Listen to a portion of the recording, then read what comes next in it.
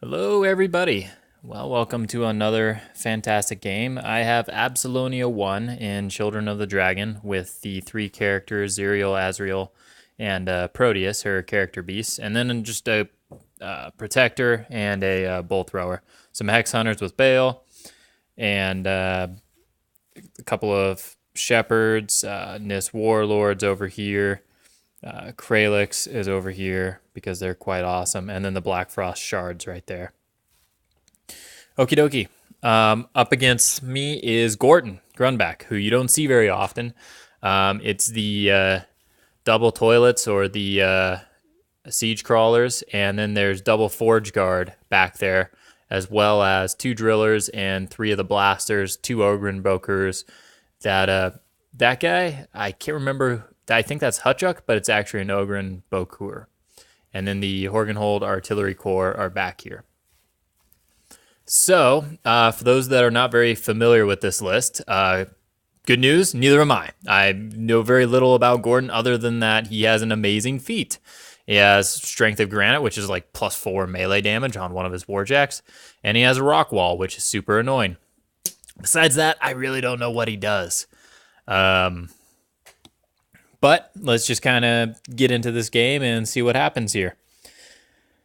I go up the board pretty quickly. Playing God goes on to Azreal, and Refuge goes on to Zuriel. And yeah. So his turn, he's going to throw some AoEs out there, and he already started moving. I took my picture after he had made a few moves. So he's going to start drifting some AoEs, and I think a couple of Hex Hunters get shot down. Just a couple of random things die. Moving on to... No, that was my turn as well. Yeah, I skipped a picture. So basically, his Forgeguard filled in right here. His toilet on the left moved up to right about here. And then everything kind of just started filling in around that. So, my Hex Hunters charged in and shadowbound some stuff to be annoying. And I was looking at this turn, and I was thinking, the goal with this Absalonia 1 list is I want to dance around, play a very detail-oriented skirmish game, and then eventually I want to get a perfect alpha, get my alpha, and then pop feet. And that's how I want to play this Absalonia 1 list, because that just feels devastating. That's the only way I can make these very expensive heavies worth their points. And in the skirmish game, I'm hoping to take some damage so that her feet also heals them up as well. It's kind of how I feel like I want it to play, and she has the tools to do that. The heavies have Unyielding, I have Refuge, I have Playing God for flight. I can get into some really cool, weird places. And then I have Hex Hunters for Shadowbind. I have ways of controlling things. So part of that strategy is there's a driller that ends up right here behind the wall and all the Forgeguard that are right there. So I plan on keeping Playing God on Azreal. I charge him into the Siege Crawler. I was planning on doing some damage, but not very much. And then before I did any of that, though, I shadowbound the driller that was right here with one of my Hex Hunters. And then I put out my AoE thing that makes it so he can't spend a focus to shake Shadowbind while he's inside of that AoE. Once that happened, I was like, okay, the driller was going to kill Azreal. Since Azreal is not going to die from the driller, and I've got a Hex Hunter in the way, I'm going to charge him in, and whatever damage I do to that toilet will be free damage, because he's just going to be able to shoot me a little bit. So I get in there, his dice just go freaking amazing. Like 11, 12, 9 for damage rolls on 2 dice. And I leave the toilet on 2 boxes. I wasn't expecting to kill it. So, okay, whatever, 2 boxes. Bolt thrower, get up there, cap that thing, and let's be done with this toilet.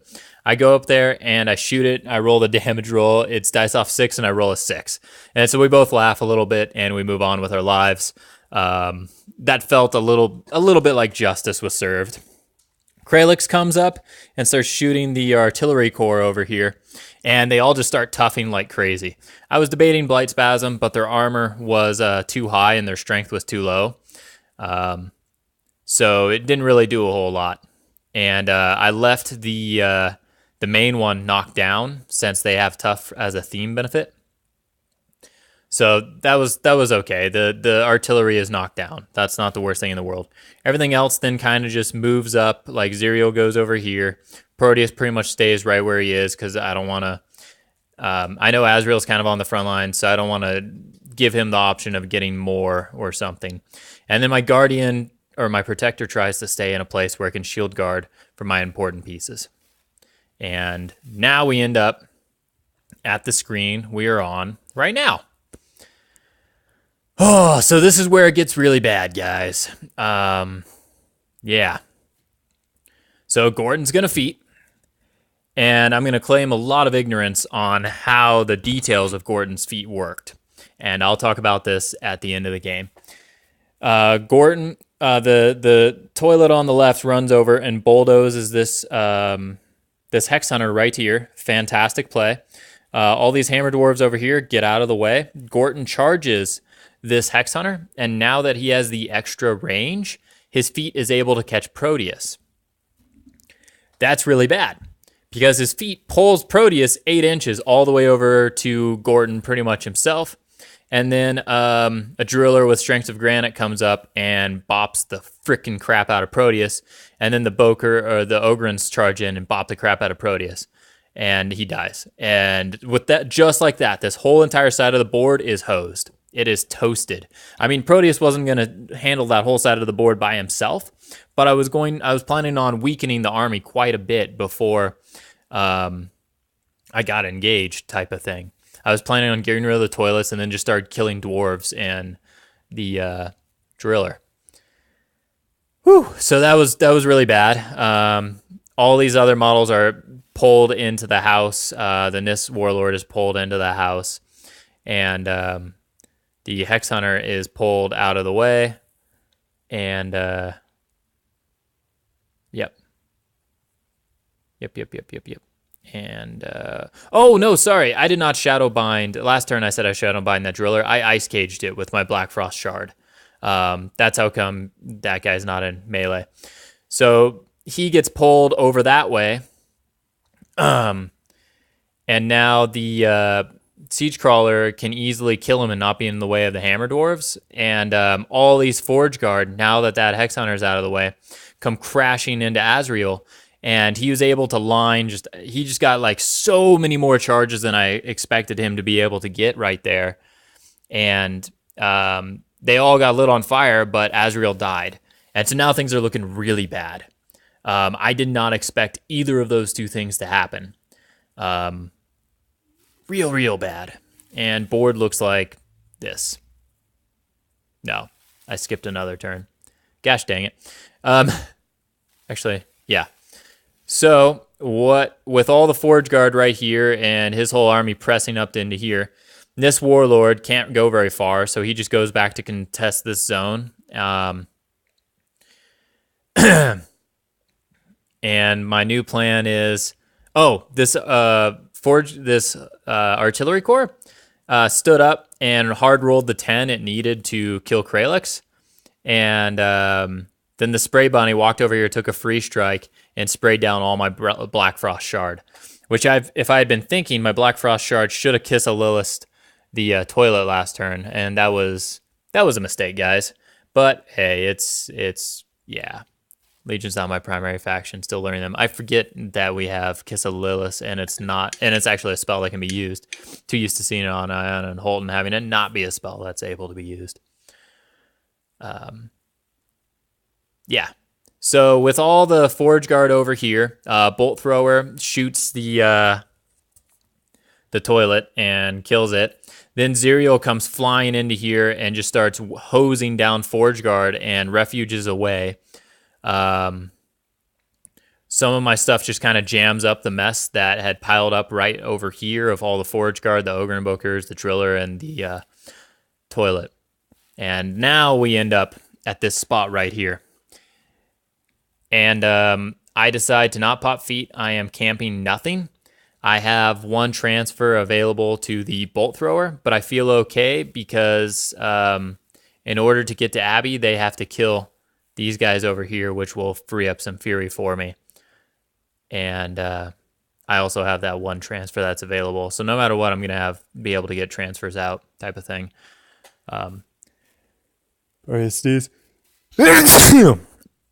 Unless they were to kill both of those, and then I would not be able to transfer to him because he's full.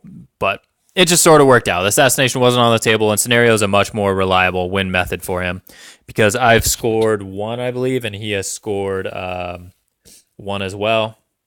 But he's about ready to score a whole bunch.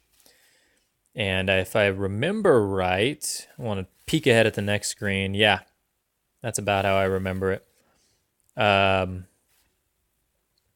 Spray Bunny walks over here, kills the Nyss warlord. All these dudes come in and kill my Guardian Protector, which is rotating. I now have a Fury for Abby. And the drillers both run over to here to try and block Zuriel out of zone. And these guys, everything over here just kind of walks around and is more annoying. And so that was pretty bad. I mean, I just lost a Protector, but I can kind of feel the impending weight of loss coming. Shephard runs over here. Oh, whoops, let me get rid of this. There we go. Shephard down here runs over there to contest the same spot as that Nyss warlord. Bolt Thrower walks up and does some melee. Bayal walks up and does some melee. Between Zuriel and Absalonia and this really, really weird shindig mess of crap, they find a way to kill all this stuff. Abby pops feet, and Zuriel refuges so that he can toe that zone, and I don't just instantly lose on Scenario. Because if I remember right, that last turn, he had also killed this objective and scored, and it was 3-1, I think, for Scenario. So I am able to score another one, making it, and contest everything, making it 3-2. So I think he has to score 4 points to win. And that brings us to this spot right here. No, he has to score 3 points to win. It was 3 points that he had to score to win. So the easy part is he walks over here, sprays that, kills it. All the Forgeguard come over here and kill the Bolt Thrower. Toilet runs into this zone, so that's this zone being scored by Gorten, and that's this zone being scored by the Toilet. And then over here, he gets one even under Abby 1's feet, which I finally use. He is able to walk his driller up and just kill down Zuriel to death, which, yeah, didn't bode that well. I didn't have any focus to put up elusive, or maybe I could have gotten away from like the clamp, but he probably just wouldn't have made the clamp attack. He would have boosted it, the drill, and then with sustained attack, just making hits. Kept making hits until Zuriel died. So yeah, I lost on Scenario there. So I want to talk about why I lost this game and what is involved with it.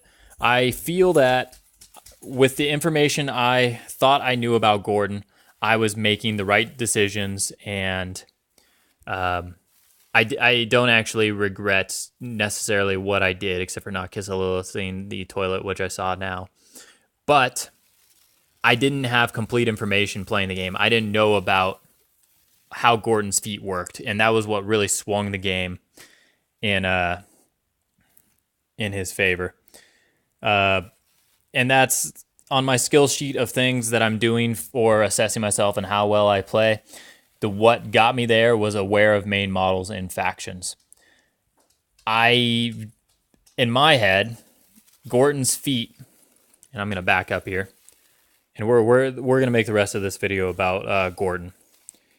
In my head, Gorten's feet said, everything gets pushed away from me 8 inches, and then has -3 speed and -3 defense and -3 rat and can't charge or run.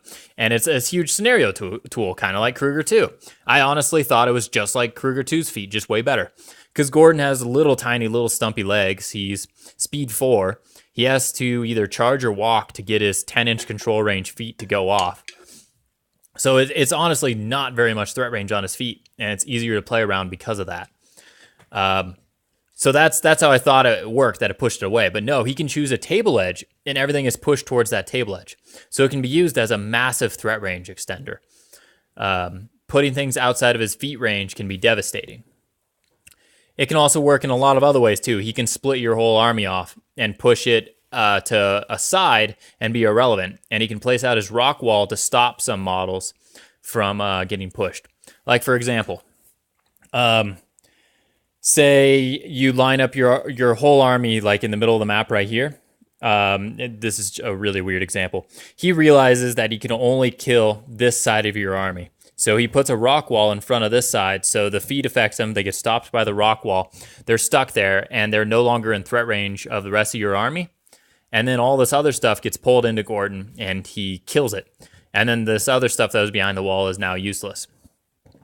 So that's how Gorten's feat can play out in reality. You can use his rock wall to control what goes where, and he can feat as a threat extension. He can also use it as something to just push out of control range. So how to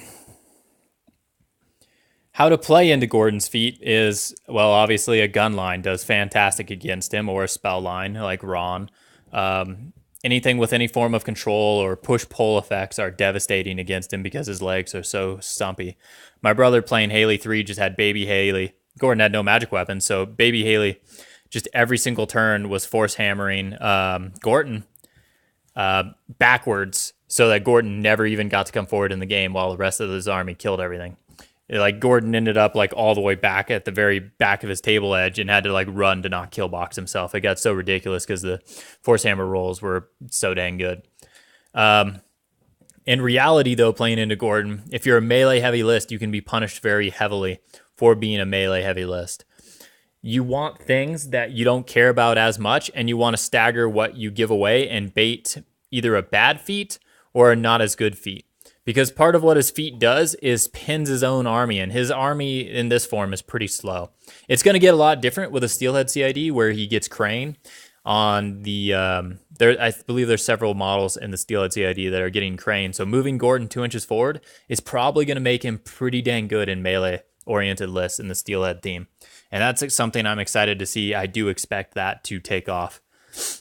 But if you have models that are not as important, I feel like it's a good idea to try and bait his feet out that way. However, all of my main models in this are very important, and the playstyle I chose is really, really bad playing into that Gorten feat. So that really hurt. I definitely lost the game because of the Gorten feat, and because of this move over here. Refuge should have gone on to Azreal so that it would have been truly free damage, or I should have just kept throwing spears at the toilet. But I didn't. And I lost them all to the Forgeguard. I really did not expect him to get that many Forgeguard onto Azreal. Losing Proteus for nothing, though, was absolutely ball-breaking. And I could have measured out and been out of his charge threat. I asked, what's his charge? He charges 7. He has a 10-inch threat, so stay 17 out of Gorten. Then even if he tries to get clever, it doesn't really work. I have lots of flight beasts, so another thing I can do is I can put my beast behind this house. And then if he does feed on me, the only direction he can push me is back. And then it's just a time walk feat of, okay, you push me really far back, you're going to gain some map territory, but you're still not going to be able to push me. It's also up to 8 inches, so he doesn't have to push you the full distance. But if I had leveraged this house a lot more, or if there was another wall or I had something like that, I could have been able to play around his feet some more. And he might have only been feeding just for the debuff on my models that were behind the house. So that I went, and that would have been so much better for me. Knowing what I know now, that's how I would want to play around the Gorten feat. It's a really bad gotcha if you don't know what's going on. And how this double Forgeguard, double Toilets list works is it's got a decent gun presence with the gun bunnies and the toilets. And then it's got drillers and Ogrun bokurs and the Forgeguard as a recurring, solid, hard-hitting list that he can throw them away. He can basically run full speed every turn and just plan on losing them and bringing them back. And with the threat extension of using Gorten's feat that way, it shores up Forgeguard's main weakness of threat range. And also really helps debuff. So that is the video. Let me know what you think. Sorry, guys, I really messed this one up. It's still worth reporting. Yeah, I don't feel like I actually really do like this Children of the Dragon list, and I like Abby One in general. I think she's got an awesome spell list and a really cool kit. And I think I played a lot of things wrong. Her feat just did not get used well because I never committed fully in any one place and didn't want to use it that way. But yeah, thanks for watching, and see you guys next time.